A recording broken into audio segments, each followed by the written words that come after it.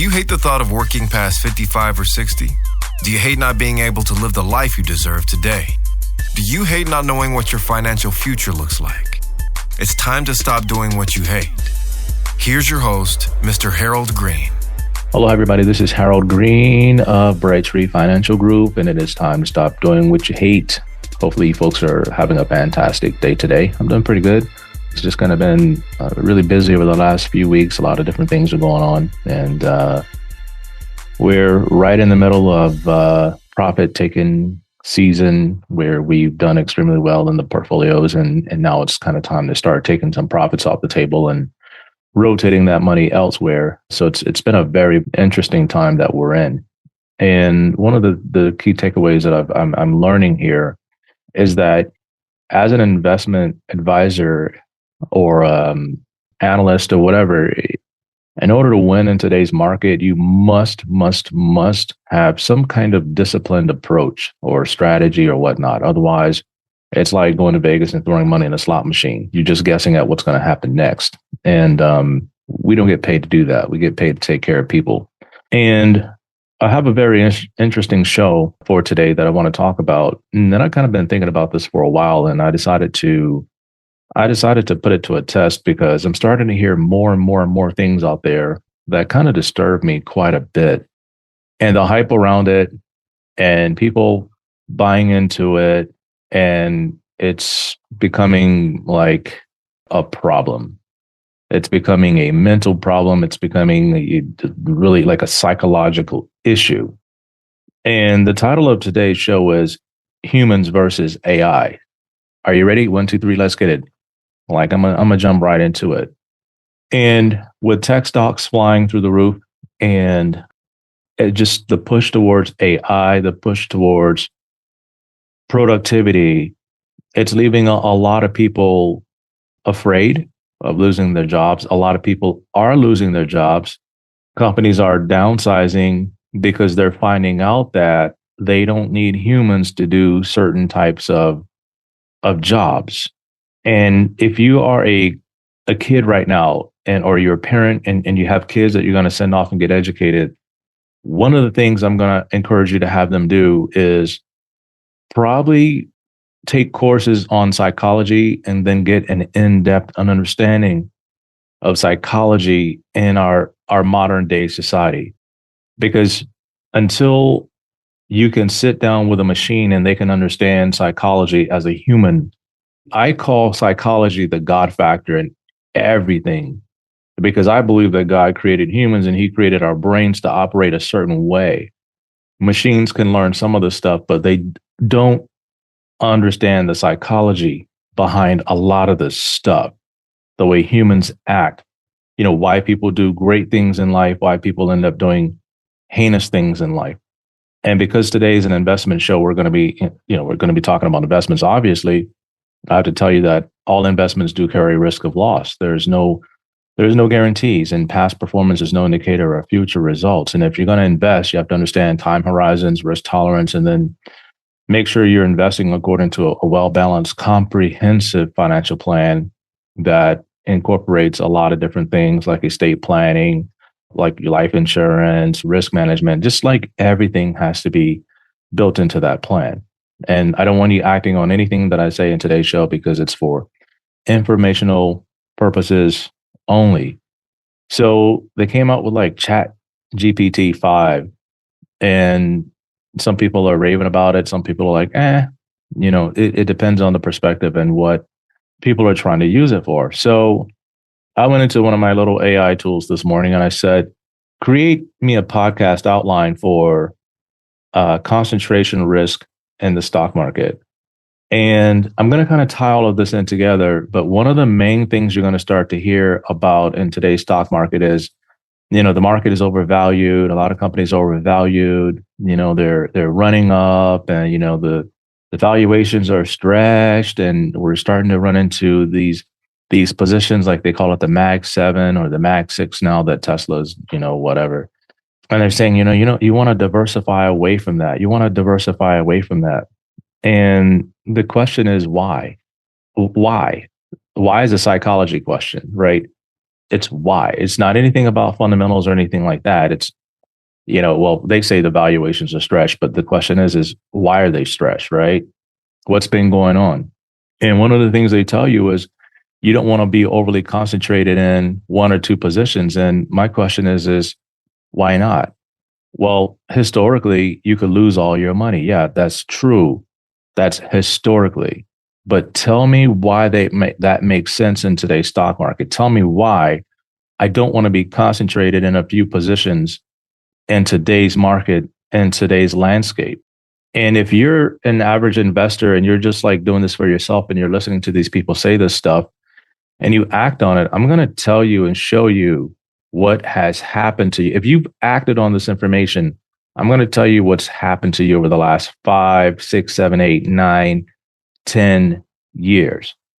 And it goes back to the active management versus the passive management. And it goes back to the fee thing, the nasty word, fees. I don't want to pay fees. Now, again, we're talking humans like versus AI. But I'm going to try to tie this in, but it sounds like I'm going to be all over the place, and I hope I'm not. But we have to look at a couple of different things. Concentrating your portfolio down at the right time is one of the most magnificent things that you'll ever see in the stock market, but it has to be done at the right time. But first, I'm going to start with some of the things that I had this AI thing create for me, and it kind of talks about the concentration risk in today's stock market, and then basically the dominance of a few large cap companies and the implication. Well, AI is the thing, and it's been a mad push for it. We all know that. And if you're sitting on the sidelines over here waiting on the next shoe to drop because you don't like whatever tariffs or whatever, that, as I told someone the other day, I said, look, I had a client come here he comes out a lot from Hawaii, and we're having a conversation, and I said, I get paid to take the emotion away from the table. I get paid to look at this from a psychological perspective and to make you as much money as I possibly can. I have to understand where everyone is. And so, yeah, a few large companies have been making most of the money. And I look at it as your Michael Jordan situation. Now, did everybody know Jordan was going to be a superstar when he got drafted into the NBA? No, as a matter of fact, it didn't go too well when he first started out, but he caught fire and he won multiple championships. He went and played baseball and came back and still won. That's how good this dude was. But at some point, they had to retire Michael Jordan. And it's the same thing with these high-flying stocks in your portfolios. If you are brave enough to draft them and pay the money for them, someday you're going to have to retire them. And it's kind of like they say, you don't want to put all your eggs in one basket, but basket is Michael Jordan, and he's winning multiple titles. And you got paid as these things went through the roof. And now you got so much money, you can just sit it on the side in a money market fund and collect $30,000 a month in interest. Why not do it? Why not? Because there's a lot of different talk out there, and there's a lot of different things that will persuade you not to do it. I call it like stock market psychological warfare. When these people get on TV and they start saying all this crazy stuff, and to me, I say it's crazy stuff because it doesn't make any sense. And I'm going to give you an example. So we just came out of like some of the highest inflation that's been there in years. And you got the Fed doing what it does. You got the president beating up on the Fed about how they should lower interest rates. And then, it's just a lot into it. So the CNN Fear and Greed Index went all the way down to a 3. And if you follow the CNN Fear and Greed Index, you'll understand what I'm talking about. Back in April, it went down to a 3. Everybody was scared. Everybody was running away. I wouldn't say everybody, but a lot of people were selling their Mag 7 stocks. They were running and hiding because they didn't know NVIDIA was getting beat up. And what was happening was people were just like not understanding the moment of time that we were in. And when the CNN Fear and Greed Index was down to a 3, to me, that was one of the greatest opportunities ever. And so what we did is we loaded up. And I'm going to tell you why we loaded up. And there's a theory that I've been proving and testing. And someday I might write a paper on it. I might publish it in a book. I'm not sure yet, but I've been using it to generate some phenomenal returns for my clients. And I'll tell you what it is in a second. But to me, it made absolute sense to go in and start buying not only the stocks, but the options on top of the stocks when people were driving them down. Just like when the big guys on Wall Street said, stay away from Palantir. It's becoming like a meme stock, and all the little guys are buying it up, and it's going to become like a GameStop. And it's like, wait a minute, either you're being disingenuous here or you're straight up incompetent, which I don't know which one is worse, lying to somebody for benefit or just being straight up incompetent with what you're saying without understanding what time we are in, what the situation is. And we went in and I did a conference with some folks in a particular area. I did an online Zoom with them, like a little seminar, and I just kind of walked through the firm and what we do for a living. And I told them, Wall Street is going to tell you one thing, but you need to understand the psychology of this and do something totally different. And if they would have done what I said, they would have been very happy right now. But I don't know how many of them did what I said to do, and that, just took my advice and did the research on it and made their moves. I don't know, but I know what we were doing. We were buying in. And why do I feel the way I feel about this and this whole thing about concentration risk? Because AI is saying, don't do it. AI is saying, look, you need to diversify your portfolio. You need to have a well-balanced, diversified portfolio. And the question is, why do I need to have a comprehensive, well-balanced portfolio? Why? Not only why, I got to understand the timing and when, but it never tells you when, because it doesn't understand when, because there's too many factors to understand the when. I'm going to tell you what my theory is, and I call it the vested interest theory. And what do I mean by that? I believe that there are forces out there to be that can put their finger on the scales and that can turn something to the positive or it can turn something to the negative. And I'm going to go back to this thing about active management versus passive management, because this is where the concentration risk conversation comes in. If you are passively managing your portfolio, yes, you have to be aware of concentration risk. If you are needing that money 10, 15, 20 years down the road, yes, you have to be aware. But if you're just buying stocks with money that you're never going to need, and you're buying one or two stocks and you're going to hold those stocks until the day you die, you don't really care about concentration risk, because that money, you don't need it. You're going to give it to your kids, whatever it pops off to. Or if it crashes or it pops off, either way, you're going to be okay.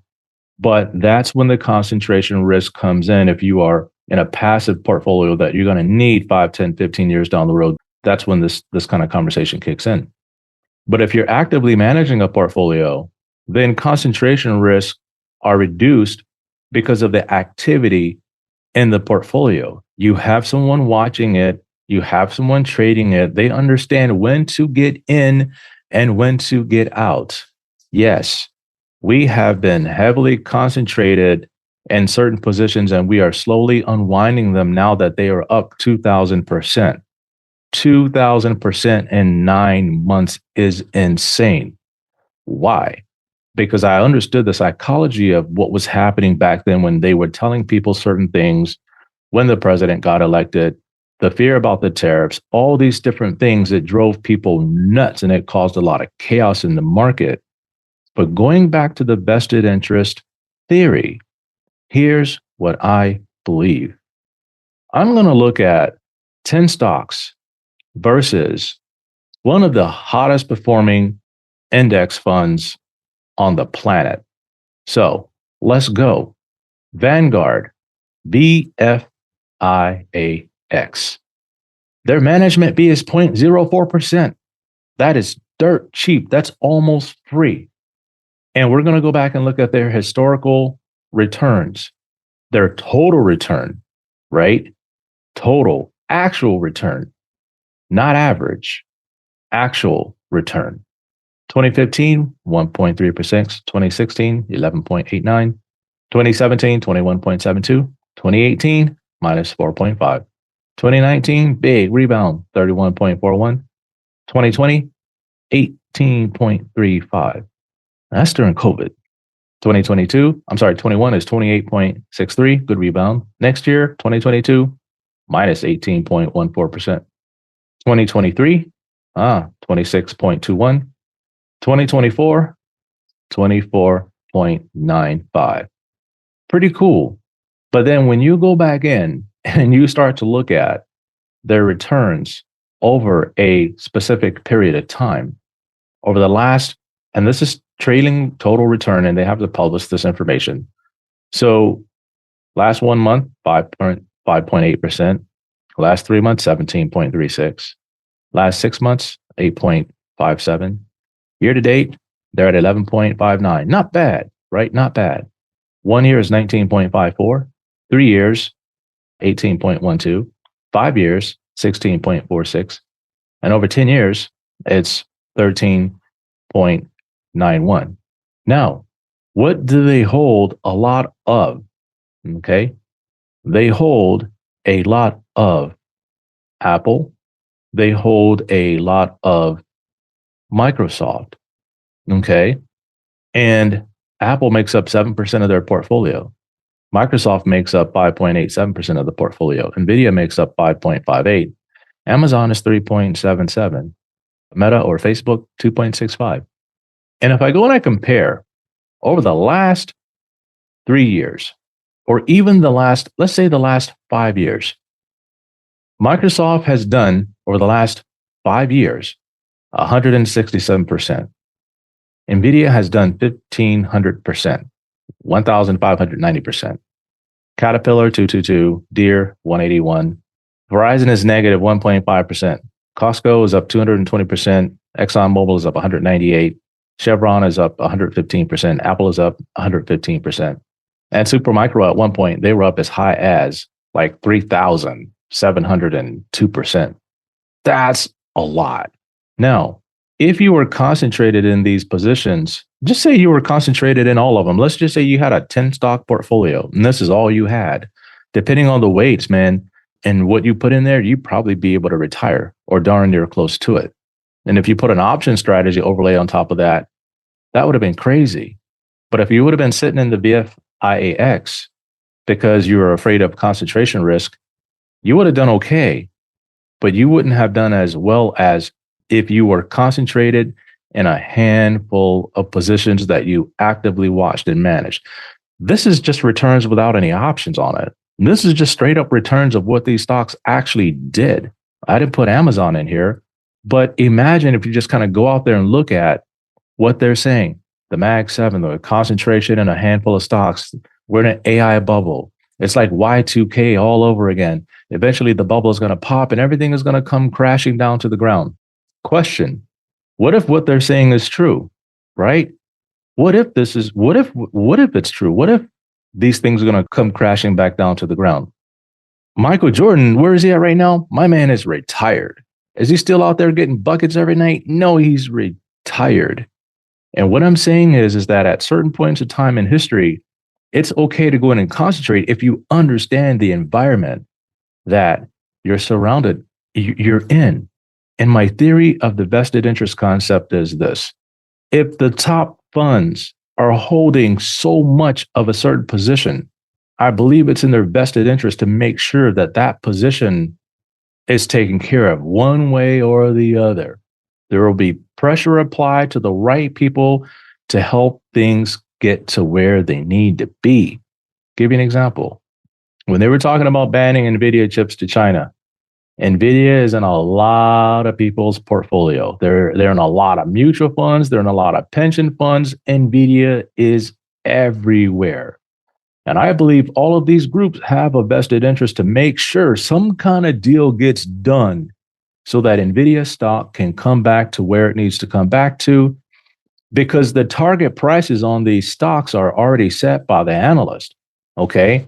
You can't keep driving a stock down on bad news and or fear, psychological warfare. It's only going to stay down so long. And then the coiled spring theory and concept kicks in where the stock has been pressed down so long psychologically, it has to rebound. What goes down must eventually come back up, especially if the fundamentals are intact. It's a great company. So why would you not want to, within the proper realm and risk a tolerance, if you're high risk, like myself, why would you not want to load into these positions on these downdrafts? Why would you not want to do that? If you understand this vested interest theory, these big guys are going to make sure that NVIDIA is okay one with the other. And guess what happened? Deals were made. NVIDIA was exempted within certain rules or whatnot. And this whole latest thing about chips, tariffs, as long as you make them in the United States or you promise to spend money in the United States, you get a pass. I don't understand how all of that works or why it was done that way. That's not, the nuts and bolts of it. I really don't care about that. What concerns me is that a deal will get made. Something will happen that will make sure that this stock is going to be fine. I believe the same thing with a Microsoft, the same thing. And it's kind of like what they say, safety in large numbers. Okay, safety in large numbers. Now, I can't guarantee that the theory is going to work every single time. But when we go in and we look at our analysis and we see who's buying NVIDIA, who's selling NVIDIA, how much are they buying, we look at the top funds in the world, the top hedge funds and the top institutional funds. Like, what are they doing with these positions? Are they trimming them? Are they loading up? And to me, when they're loading up, I'm like, okay, why are they loading up? Well, apparently they know something, or else they wouldn't be doing it. They have the fundamentals, they have the technical analysis, they have all the data that they need to make the right choices here and either buy or sell a position. And, if they're analysts are on TV saying, hey, this is not a good idea. People are on TV saying, hey, you want to get out of here, you want to sell here. And I go in there and I'm looking to see these guys, these top institutions buying these funds up or buying these stocks up. I'm like, yo, something's going on here. I want in on this too. And so from there, we do an options overlay on the stock, and it can be a long dated option, which gives it time to, run up. If it goes down 30%, it can be up 2,000%. Who knows? But we give these options time. But I do believe in concentration risk, but I also believe in heavily concentrating concentrating a portfolio at a certain particular time in history due to certain things that I think are just overblown, especially with the CNN Fear and Greed Index. I use this thing all the time. And so what I wanted to share with you today is, yes, I got a great outline over here about concentration risk from AI.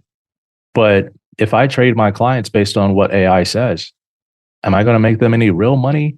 Am I going to be able to take advantage of every single opportunity in the market? No, because I'm going to be persuaded, okay, that this information is correct. I should follow this, I should follow this, I should do that. They say do this, do that. And if you're trained a certain kind of way, then it's hard to go in and undo like your beliefs.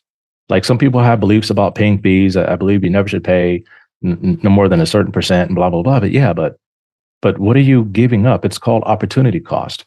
What are your lost opportunity costs by just sitting in the Vanguard fund? Now, here's the thing. If you're that type of person where you don't like dealing with nobody, like you don't want to deal with others, you just want to do your own thing and just live your life and not be concerned and just, diversify like that. And say you got $1 million and you put it over there and you get 13% this year, that's $130,000. I mean, you can live with that and you can sleep at night. You don't have to worry about, is your advisor working hard? Is he doing his job? And, are you beating them?